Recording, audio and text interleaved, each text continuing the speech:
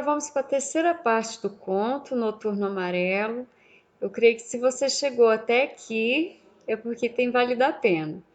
Os textos da Lígia, eles devem ser considerados assim na forma metafórica, esse subconsciente muito aflorado, né, que a gente discutiu inicialmente citando Freud, por exemplo. Então, na parte 3, a Laura está decidida em se perdoar, né? E buscar o perdão também da Eduarda. Então, primeiro começa um cenário, vi as estrelas brilhando próximas, né? Isso é uma coisa assim metafórica, estrela brilhando, um ambiente amistoso. Então, ali vai acontecer o perdão dela. Próximo perfume da noite que me tomou e me devolveu íntegra, verdadeira. Então, ela está disposta ali a abrir a verdade com a Eduarda e dizer o que aconteceu, o que ela sentia, né? E ela confessa sendo verdadeira e acaba dizendo que fugiu do Rodrigo, né? Parece que eles ficaram juntos e eles estavam numa loja de disco e ela aproveitou a ocasião para fugir dele. Fingiu que foi pegar um disco e largou ele lá e saiu com a mão tampando, escondido dele de todo mundo, né? Ela abandonou ele, largou assim.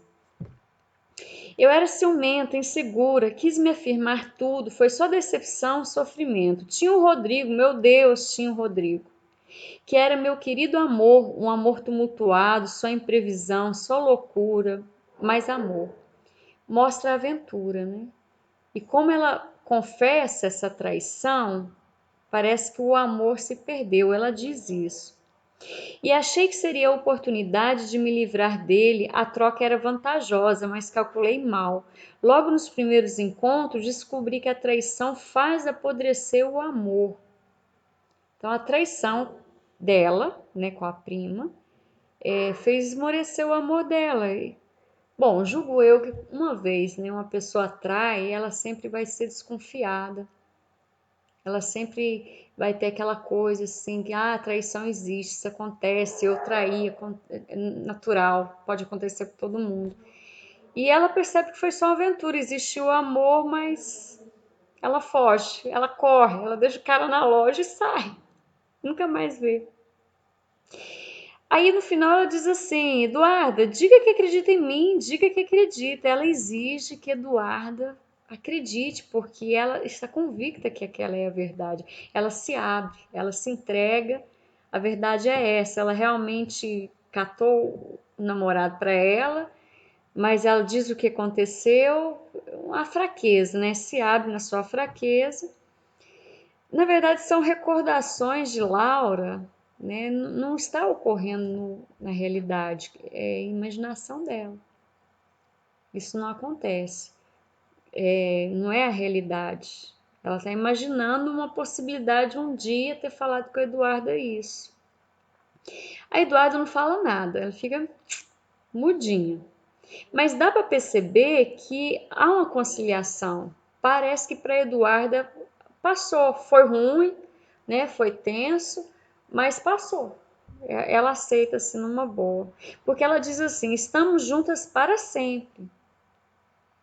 Aí teve um momento aqui interessante, vem de novo a Ducha fazer cobrança, sabe? Ela sente novamente aquelas cobranças. E nesse momento que ela está tentando conversar com a Eduarda, a pulseira da Eduarda engarrancha no vestido da Laura, né? Fica aquela coisa. Aí ela percebe, nossa, você emagreceu, né? E o curso da visita toca. A visita acontece, tem um cenário, tem essa questão, ela vê de novo a trapaça que ela fez do avô, ela traiu o avô no jogo, né? Ela entregou o avô. A Eduarda nesse lance aí com a pulseira presa, uma coisa comum, né? Uma cena assim, o curso tocando a visita, né? A Eduarda disse que não tem problema, ela afirma, não tem problema, foi ruim, foi sofrido, mas agora eu tô com um professor de alemão e ele é maravilhoso, tô feliz, tá. Aí, de repente, alguém fala que o Rodrigo tá chegando, e aí a Laura, né, Ela treme, fala assim, o Rodrigo, quem? E ela apavora, ela fica apavorada. E o Rodrigo surge. A Laura fica muito nervosa, tenta esconder o rosto, aí ele tira assim pelos pulsos, se apresenta, né? O avô percebe que ela tá nervosa, né? E ele vai se explicando, né? Que passou lá no final da página. O Rodrigo, mas agora ele está curado, não se preocupe mais, foi uma crise muito séria, não nego, mas passou, passou. Ainda ontem conversamos, o avô falando. Ainda ontem conversamos, está pensando em começar o estudo, já faz planos. E o avô vai explicando para deixar ela tranquila. Depois ele aparece, né? Tira as mãos dela do rosto e se apresenta e fala assim, você tem medo de quê? Né? E o avô fala assim, o que queria dizer que Eduardo arrumou esse namorado de repente, foi tudo a galope. Vão se casar em dezembro, não é maravilhoso? A avó tentando amenizar, né? Típico de vó, pôr pano quente. Não, esquece esse assunto. O rapaz vai estudar, a menina já tem outra e ó, esqueceu rapidão. Aí a Eduarda, ela acaba que casa, vai para a Alemanha, né? Volta para visitar a família. Mas a Laura quer saber do Rodrigo. Será que o Rodrigo pensa em mim? Será que ele ainda pensa em mim? Ela quer saber. Ela tem esse problema ainda para resolver. Será que ele ainda é apaixonado? Aí a avó demora a responder, mas ainda diz assim, ó, a avó. O Rodrigo, sim, pensava, mas de modo diferente, sem aflição, sem rancor. Revela que ele teve um momento torpe, né? Um momento assim de violência consigo mesmo, de angústia, de sofrimento pelo abandono dela. Estava bastante mudado depois da tentativa do suicídio. Se pudesse sair, fazer uma viagem, mas uma viagem para o mar, num vapor como aquele navio, né? Não lembrava o nome do vapor, não seria curioso, mas não se esquecia das gaivotas, do vento. E a Laura pergunta onde que ele conseguiu o revólver e todo mundo desconversa. Todo mundo. Ou seja, tem um culpado aí na história, implícito, quem foi que ofereceu o revólver, facilitou o revólver. Então, a Laura está condenada, né? Por todos, pela empregada, pela irmã, pela prima, pelo ex-namorado, por ela própria. Porque se ela tivesse resolvido consigo mesma, né, esses problemas, os outros não existiriam. Tá. Quem é que sabe? Respondendo sobre o revólver, sempre foi um menino tão reservado, vivia inventando um mundo particular só dele, não deixava ninguém entrar nesse mundo. Ducha apoiou os cotovelos e veio arrastando o tapete até o meu sapato, né? Aparece a Ducha novamente e lá no ouvido, essa Ducha ela é terrível. Ó, menina tinhosa, tá bom. 12 anos, né? 12, 13 anos, tinhosa, ó, demoníaca. Aí a avó tentando apaziguar, o avô tentando apaziguar, e a Ducha vai lá no ouvidinho da Laura e fala assim: passou isso aqui, ó, do coração, quase morreu. Tentando infernizar. A Laura já tem um inconsciente ali que devora ela, né? E tem a irmã que. Até aqui a gente não sabe a culpa da Laura com a avó. A gente sabe com a avó que seria a traição lá no jogo, a gente sabe com a prima, né? Pegou o noivo da prima, a gente sabe com a irmã que fez promessa, todo mundo. Mas com a avó não, e a avó começa a lamentar. Ela diz assim: o piano mudou, querida, disse a avó sorrindo e dando um acorde grave, engrossou a voz. Mandei afinar, lembra como estava? E se você não sabe, é porque nunca vem me visitar, ó. Fiquei doente, sarei de novo e nenhum telefonema. Fiquei doente de novo e nenhum telefonema, nada.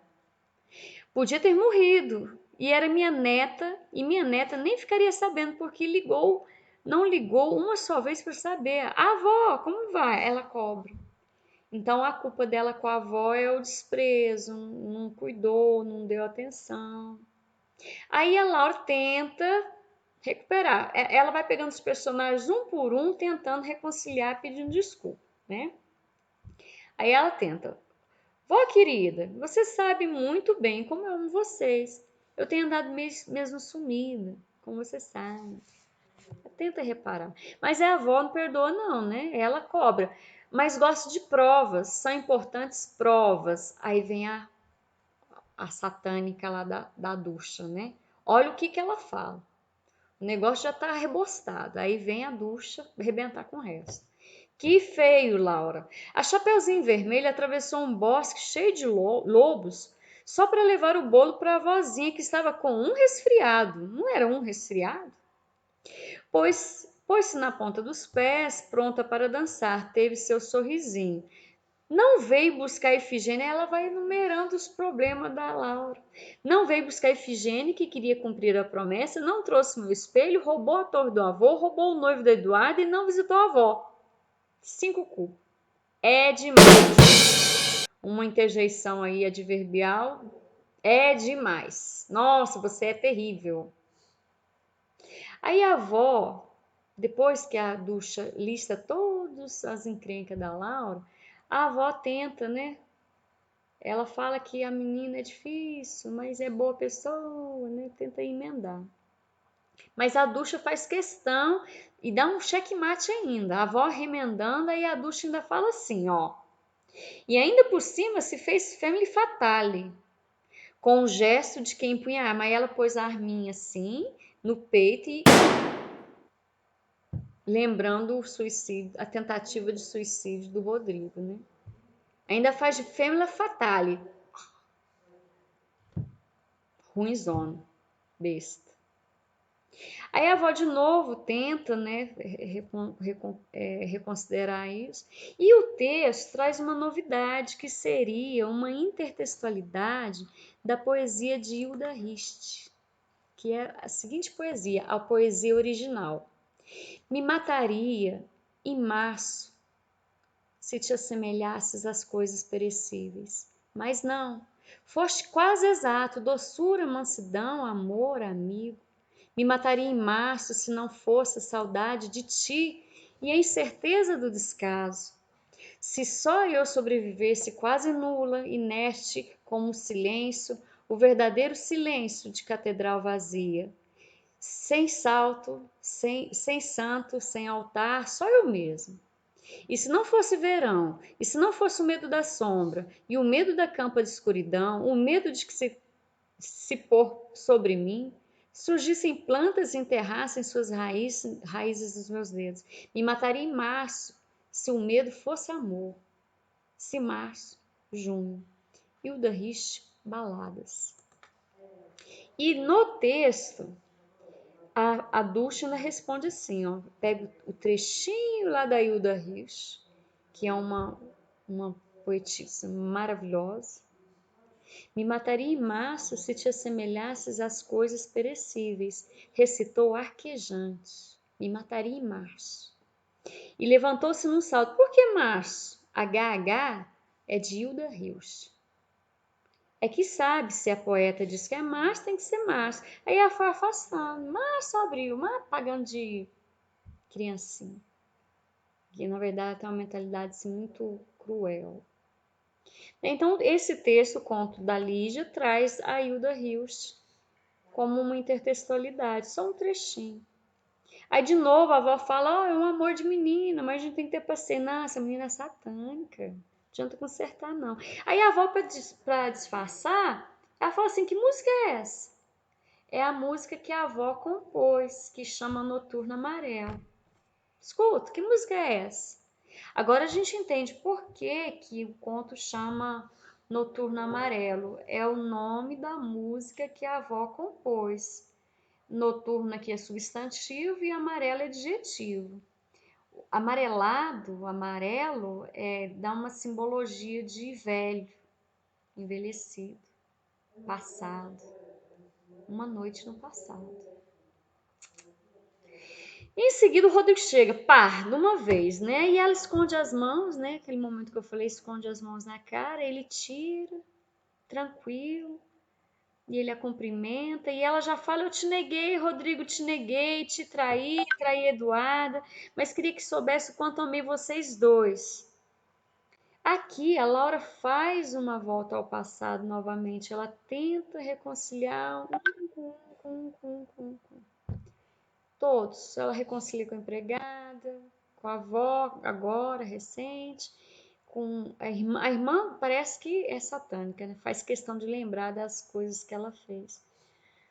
Então aqui ela volta novamente, né? Ela e a personagem Laura, ela é apresentada aos poucos, não é assim de cara, né? É uma característica muito típica de texto subjetivo, não entrega assim, a Laura é uma personagem assim, não, não. Aqui já no final o conto é imenso, a gente percebe que é uma pessoa que está buscando ajuda nela própria, no subconsciente dela, o que ela pretende, né, tentar de resolver com o passado, esse passado que tormenta ela o tempo todo. Então essa característica dela vem devagarzinho. Bom, aí ela tenta conversar com ele, né? O Rodrigo tenta confortar ela. E aos poucos, depois que o Rodrigo mostra que tá legal, que ele tá bem, que passou, ela encosta-se no peito dele, aonde pegou o tiro, e ele treme. Ou seja, então não tá tudo tão resolvido, né? Tem feridinha ali. Aí ele treme, ele fala assim, então, lembrei, mas ainda dói, Rodrigo, ainda dói o tiro, né, da tentativa de suicídio. Não é o tiro, é a angústia, o abandono, a dor. Né? E quando ela percebe que o Rodrigo está bem, você vê que os personagens vão se distanciando, vai afastando. Aí sai um, sai o outro. Primeiro sai o avô, depois sai a avó. Aí Eduarda se distancia. Aí a Laura sai pela porta da frente na casa e de repente ela fala assim: Mas onde foram todos? Ela se descobre sozinha novamente. Aí aparece Ducha, a Ducha aparece de uma vez, só que aí ela ignora. Ela resolveu o lance dela lá com a irmã. Porque parece que a irmã, muito mais jovem, fazia a Laura vitimada, né? E quando a Laura a Ducha aparece de novo assim para Laura, ela ignora, ou seja, ignorou. O que você ignora do seu passado é porque está resolvido. Aquilo que você não se lembra, aconteceu, morreu, enterrou, está resolvido. Enquanto ela via a Ducha o tempo todo, era que ainda tinha cicatriz ali, coisa. Mas ela já tinha resolvido com a irmã, já tinha resolvido com o Rodrigo, com o Eduardo, as partes mais importantes, se desculpou com a avó, desculpou com o vô, se desculpou com a empregada. Aí a Ducha aqui, do jeito que ela entrou, ela saiu, ela ignora. A Ducha senta assim, ajoelha e segura numa mão dela e ela simplesmente entra por dentro do personagem, né, de uma maneira assim metafórica. Aí o jogo de xadrez termina, ela já sai pela porta da frente e ela retoma para a realidade dela, atravessa o jardim e vai para a realidade. A realidade acontece porque ela já pediu desculpa para todo mundo. Todo mundo foi desculpar. Ela resolveu, então ela volta. Agora ela pode tocar a vida dela daqui para frente, né? Ela não tem mais o apego com o passado. A realidade é o Fernando lá na estrada, carro sem gasolina, aquela encrenca. Aí ela vê essa cena novamente. Aí ela chega até na realidade e fala assim: demorei muito? Aí o Fernando não entende. Ele vestiu um casaco, acendeu um cigarro. Se eu demorei, eu, Fernando. Mas como? Eu tinha saído? Aí ela que fica sem entender, né? Sabe as horas? É 9. Era o horário do relógio lá na sala, na casa dos avós. 9 horas estava lá no relógio, na parede. Aqui para trás você vai encontrar. E bate com o mesmo horário da realidade. A hora imaginária, 9 horas, lá na fantasia dela. E 9 horas a real, lá no mato, com carro sem gasolina, Fernando tinha resolvido. Aí o Fernando olha para ela e vê ela diferente, né? Inclusive ele muda o tom. Ele muda, ele diz assim. Ele põe a mão no joelho dela, carinho, né? Carinho.